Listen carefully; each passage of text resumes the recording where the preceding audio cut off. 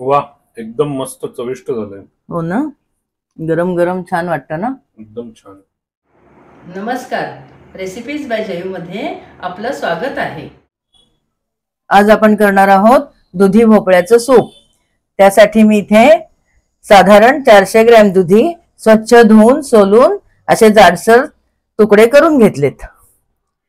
इथे एक मध्यम आकाराचा टोमॅटो चिरून घेतलाय, 2 मोठ्या लसणीच्या पाकळ्या घेतल्या आहेत आणि एक मध्यम आकाराचा कांदा घेतलाय चिरून। कुकर मध्ये अगदी 1 टेबलस्पून तेल घातले, त्यात आता लसूण घालते।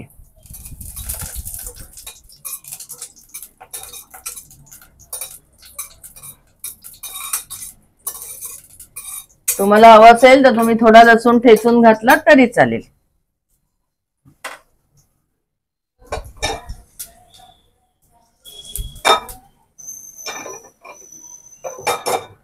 आता यात मी कांदा घालते।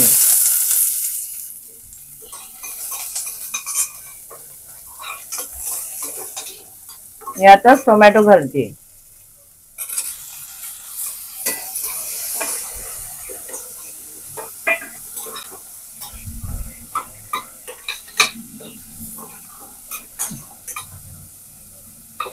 आपल्याला हे नंतर वाटायचंच आहे, म्हणून थोडं जाडसर चिरून घेतलं तरी चालतं। यात दुधीच्या फोडी घालते।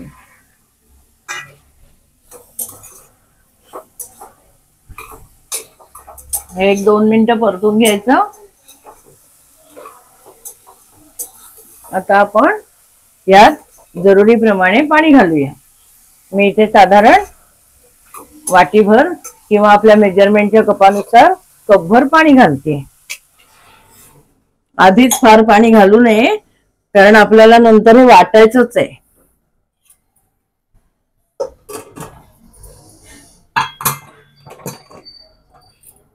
आता याच्या 2 ते 3 शिट्ट्या होऊ देऊया आपण।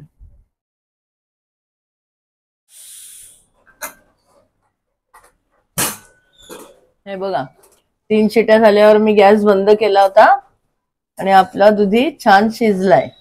आता हे मिश्रण थंड झालं की आपण पाणी बाजूला करूया आणि हे मिश्रण वाटून घेऊया मिक्सर मध्ये।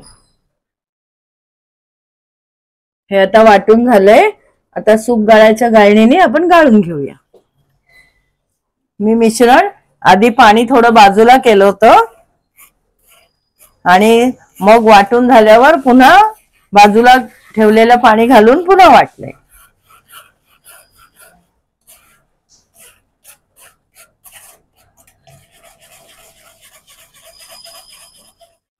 हे आपलं सूप गाळून झालंय। आता मी हे उकळत ठेवलंय आणि जसं आपल्याला सैलसर हवंय त्याप्रमाणे आपण पाणी घालावं।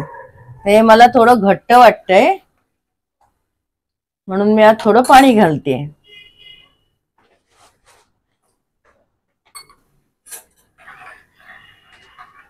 आता यात आपण चवीप्रमाणे मीठ आणि काळी मिरीची पूड घालूया। तर इथे मी अर्धा टीस्पून काळी मिरी कुटून घेतलीये। आपल्या अंदाजानुसार मीठ घालावं।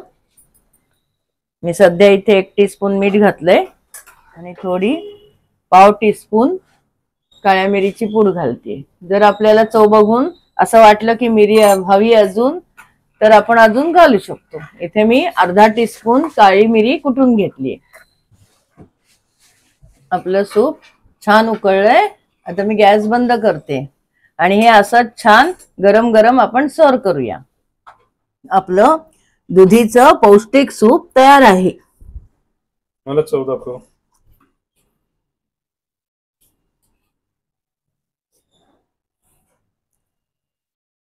वा, एकदम मस्त चविष्ट झालंय। हो ना, गरम गरम छान वाटतं ना। एकदम छान।